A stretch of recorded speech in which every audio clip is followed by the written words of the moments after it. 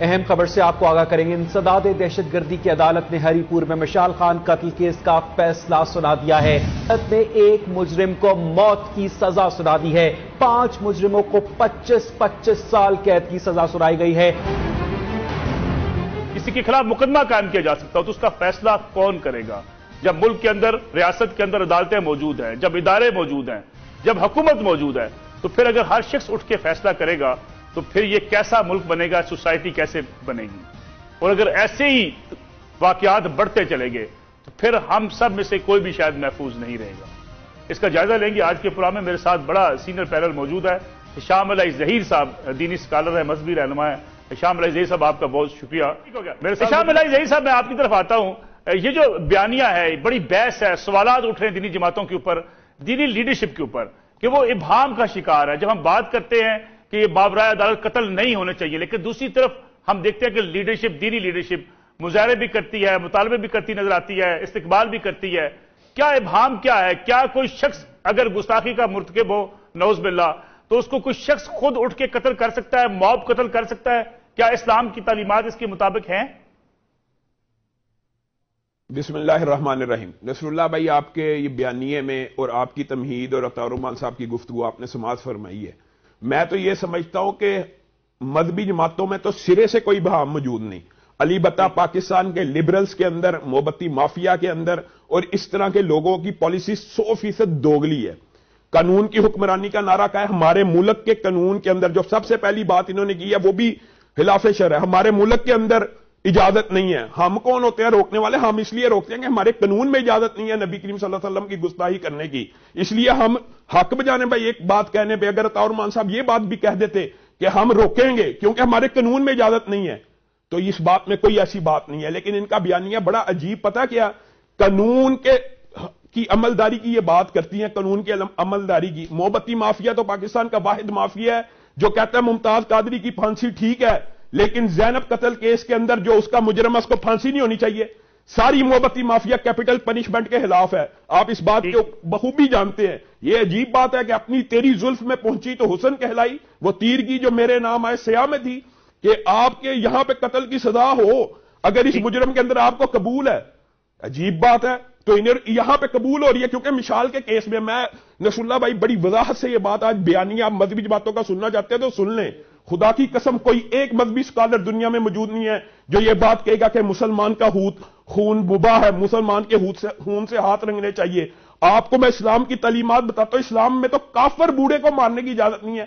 جنگ ہو رہی ہے، حالت جنگ کے اندر جو کافر تلوار نہیں اٹھاتا اس کو قتل کرنا جائز نہیں، بوڑھے کو قتل کرنا جائز نہیں، بچی کو قتل کرنا جائز نہیں، عورت کو قتل کرنا جائز نہیں، درخت قتل کرنا جائز نہیں۔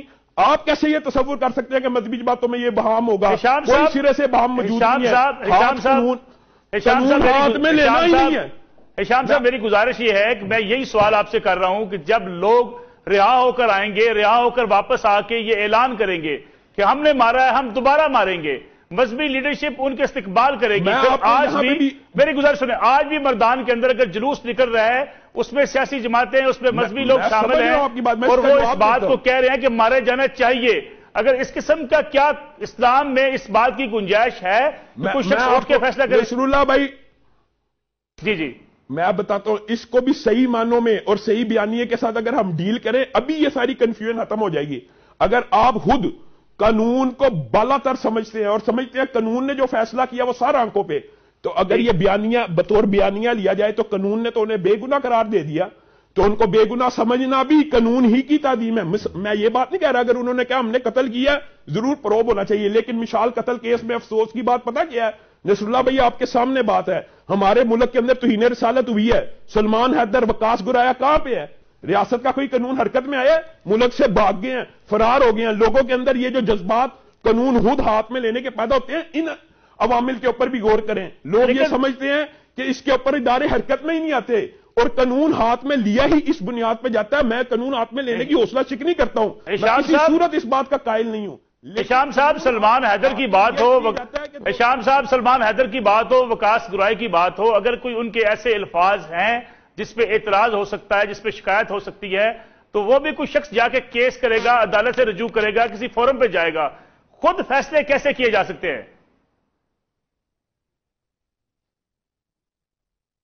چلے مجھے ایک بریک لینی ہے، شاید کوئی لنک کا پرابلم ہوا ہے ہشام صاحب کے ساتھ، ایک بریک سے واپس آتے ہیں تو مہمانوں سے یہ بھی پوچھیں گے کہ جب ہم کہتے ہیں کہ ماورائے عدالت قتل ناجائز ہے، اس کے باوجود بعض لوگوں کو ہم ہیرو بنا کر پیش کرتے ہیں جنہوں نے ماورائے عدالت قتل کیے ہوتے ہیں، تو پھر کیا ہمارے بیان میں تضاد ہے یا ہم واقعی کلیئر نہیں؟ اس پہ بات کرتے ہیں آپ شارٹ بریک۔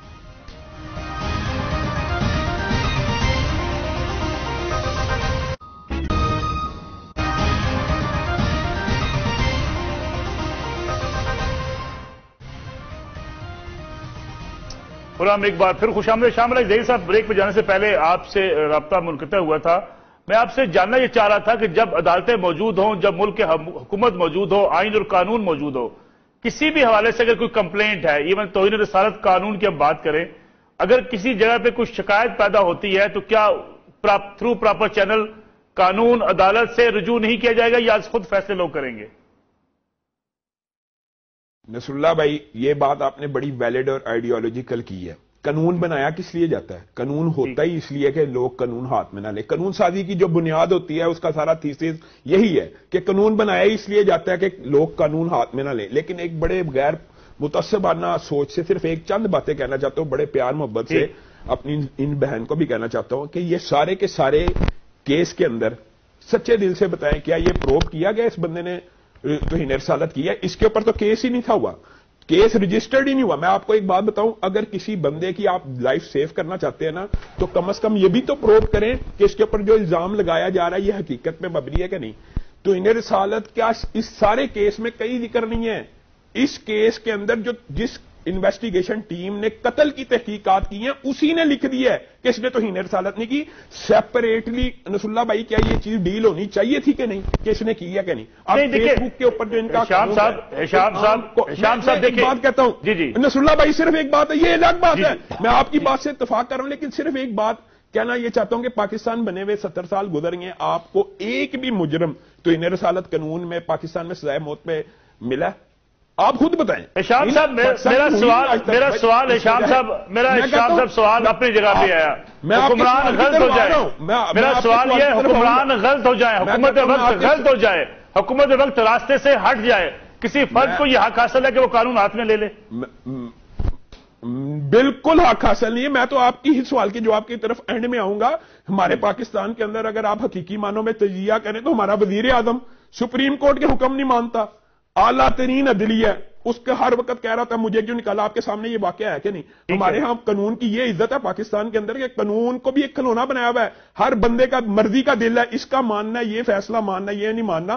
میں صرف ایک گزارش یہ کرنا چاہتا ہوں، اگر وہ ثابت بھی ہو جاتا تو توہین رسالت کا مجرم پھر بھی لوگوں نے اس کو سزا نہیں دینی، میں اس بات کے ساتھ ایگری کرتا ہوں، لیکن میں یہ مطالبہ ضرور کرتا ہوں کہ ہر فیس بک کے اوپر اس کا ایک اکاؤنٹ بنا ہوا ہے، اس کے اوپر واقعاتی شہادت موجود ہے نا پاکستان کے قانون کے اندر بھی، اس کے اندر کمنٹس موجود ہیں، کیا کوئی ایک عام انسان آئی ٹی کا عام ماہر یہ پروب نہیں کر سکتا اس کی آئی پی سے چڑھے ہوئے یا نہیں چڑھے ہوئے؟ آخر اس بات کو بھی اگر پروب کرنا تو چاہیے تھا نا، جب کیا نہ جائے لوگوں کا عمل میں کنڈم لیکن ہشام صاحب ماورائے عدالت ہر قتل کی یہی میں کہہ رہا ہوں، ایف آئی اے نے جی آئی ٹی نے دونوں نے اس بات کو کلیئر کیا تھا کہ اس نے کوئی ایسی حرکت نہیں کی، کوئی ایسا واقعہ اس سے منسوب نہیں کیا گیا تھا۔ اور مان صاحب میں آپ کی طرف آتا ہوں، مشال قتل کیس کے اندر کیا ہے؟